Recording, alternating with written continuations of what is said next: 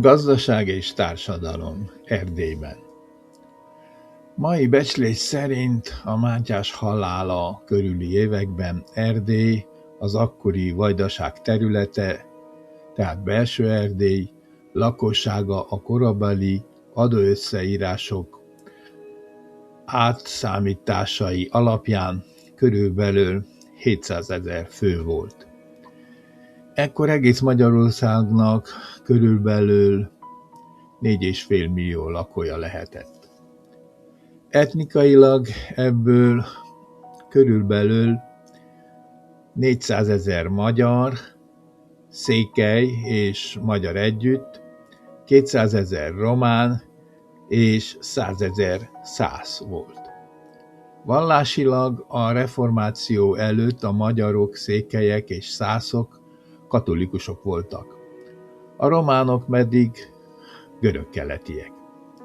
Az erdélyi társadalmi szerkezet a középkorban hasonlított ugyan a magyarországira, de különbözött például abban, hogy a szokásos 3-as tagozódásban nemesség, városiak és jobbágyok eltérőek voltak az arányok Erdély és Magyarország között. A meglévő kiváltságos csoportok közül a szászok jelentős része városi volt, tehát a polgárság számát növelte. A szászok között jelentős súlyt kitevő városi polgárok egy kisebb része tartozott az előkelőbb és gazdagabb kereskedők körébe. Míg egy számosabb, de kevésbé gazdag csoport a céhes kézművesek, mesterek rétegét alkotta, akik minden erőfeszítésük ellenére sem tudták ellenőrzésük alá vonni a szász városok, és egyúttal szászföld vezetését a gazdag kereskedők kezéből. Szászföldön a kiváltságos városokon kívül voltak falusiak, szabadok és jobbágyok, akik jobb gazdasági helyzettel rendelkeztek, mint hasonló rangú vármegyei magyar és román parasztok vagy falusi kézművesek. A vármegyei nemesség a magyar rendi nemzet kategóriájába tartozott. Még ha származásilag nem is volt, mint magyarok, őseik között akadtak szászok vagy megnemesített románok is jócskán. A nemességet szerzett románok katolizáltak, és többen is közülük egész magas tisztségig jutottak el. Hunyadi Jánost nem kell külön bemutatni, de volt közülük erdélyi vajdamás is, mint Drágfi Bertalan, vagy később Majlát István, vagy Olá Miklós, esztergomi érsek. Voltak a vármegyei birtokos nemesek között székely előkelők is, akik a székely közösség ellenállása és a székely szokásjog miatt nem alakíthattak ki saját nagybirtokot Székelyföldön. Nem voltak roppant nagybirtokosok, mert az erdélyi természeti és történelmi viszonyok nem tették lehetővé óriási összefüggő birtokok kialakulását. Az erdélyi vajdák, erdélyi püspökök és székely ispánok többségét a királyok Erdélyen kívüli nemesek soraiból nevezték ki. És nekik ugyan lett volna alkalmuk, lehetőségük nagyobb birtokok kialakítására, de mivel gyakran cserélgették őket, ezért hosszú ideig nem tarthatták meg az itteni szerzeményeiket, vagy a szolgálati birtokukat.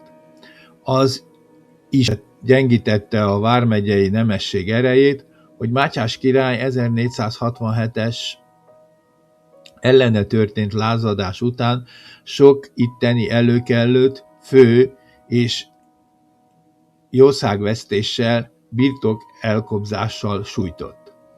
A székelyek körében más volt a helyzet. Ott hosszú ideig fennállott a névleges egyenlőség és egyenjogúság, amiért a közszékelyek a 15. és a 16. században mind gyakrabban harcba szálltak. Bár a régi állapotokat nem tudták visszahozni, mégis kialakult körükben egy sajátos társadalmi szerkezet. előkellők, lófők, gyalogok és jobbágyok. Ez utóbbiak száma és aránya jóval kisebb volt, mint a vármegyékben vagy Magyarországon. Erdély gazdaságát az ásványkincsek mellett, mint például a só, arany, ezüst, vas, rész, a mezőgazdaság is jelentette, amely ha nem is volt nagyon szakosodott, mert a földbirtokosoktól kezdve a jobbágyig mindenki önellátásra rendelkezett be, azért voltak olyan kiviteli cikkek, amelyek jelentős jövedelmet hoztak. Ide tartoztak az élőállatok, szarvasmarha és főleg a ló, valamint az erdélyi borok. Az erdélyi városok alapításában jelentős szerepe volt a német szász telepeseknek, mint ahogy a kézművesség és a bányászat beindításában és fellendítésében is. A városok közül egyre több nyert a királyoktól szabad királyi városi vagy bányavárosi kiváltságot. Az elsők közé a főbb szász kereskedővárosok tartoztak. Nagyszeben, Brassó, Beszterce, majd Medgyes, Segesvár, Szászváros.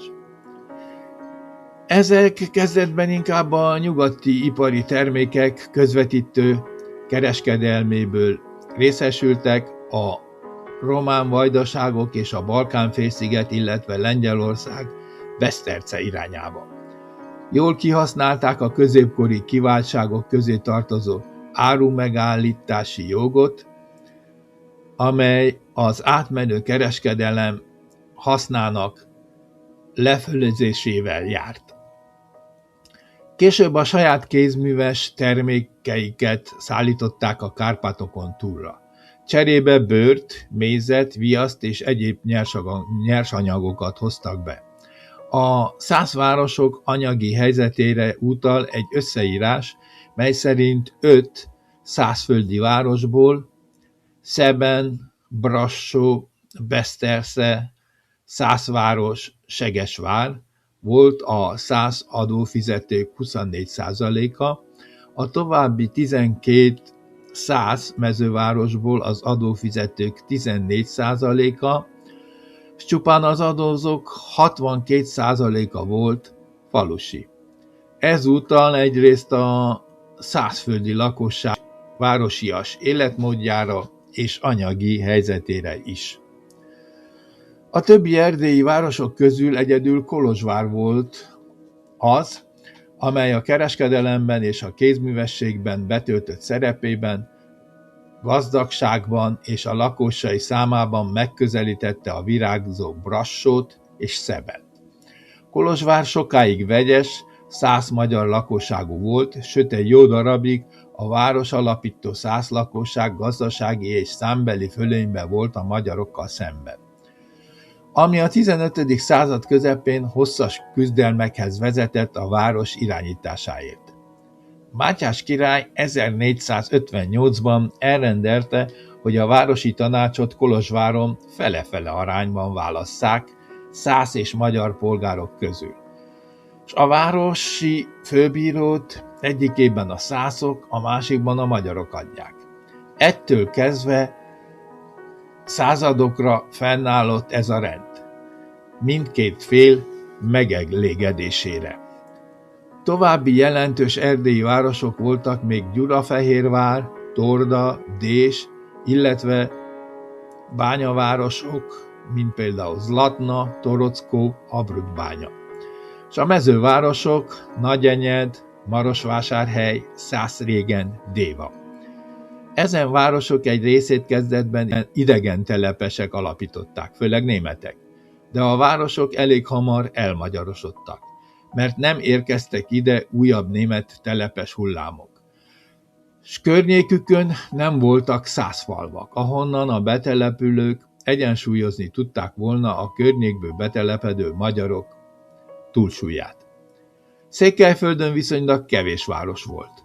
A már említett Marosvásárhely eredeti nevén Székelyvásárhely, amely csak 1616-ban vette fel a mai nevét, és kapott szabadkirályi városi címet először és egyetlenként a székely városok között. Székelyudvarhely, mint Székely anyaváros, Kézdivásárhely, Csíkszereda és Sepsiszentgyörgy.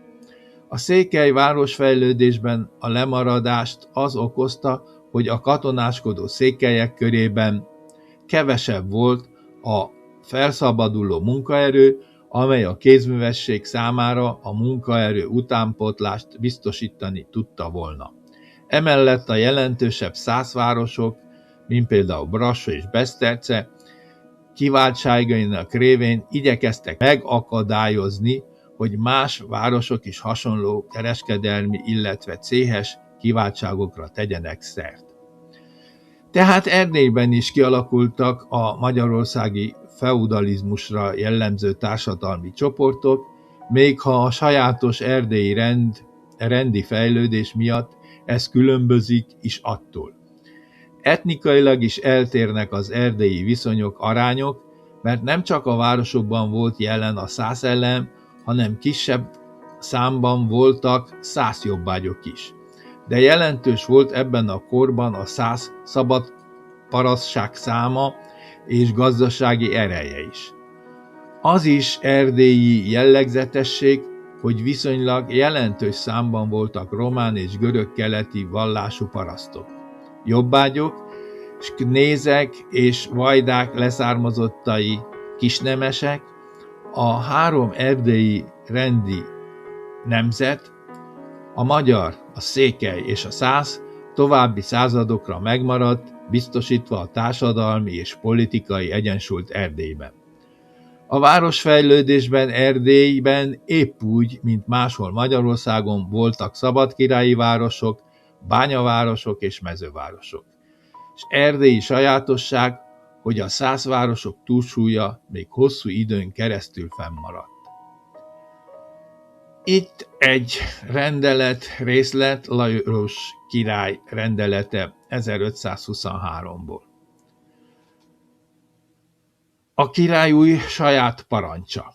Lajos Isten kegyelméből Magyarország és Csehország és más országok királya, híveinknek, Beszterce városunk bölcs és megfontolt bírájának, valamint esküdt és más polgárainak üdvöt és kegyelmet.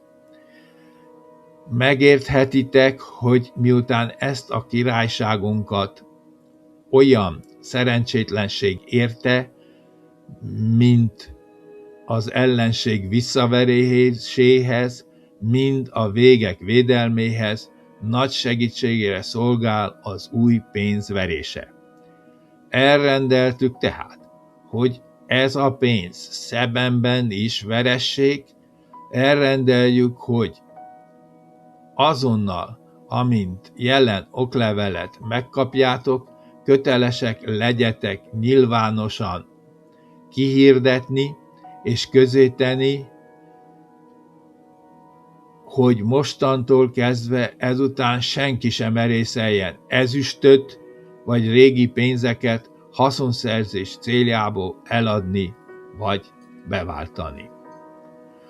A szerencsétlenség a levélben, a szerencsétlenségre való utalás a levélben, az a törökök 1521-ben elfoglalják Nándorfehérvárt.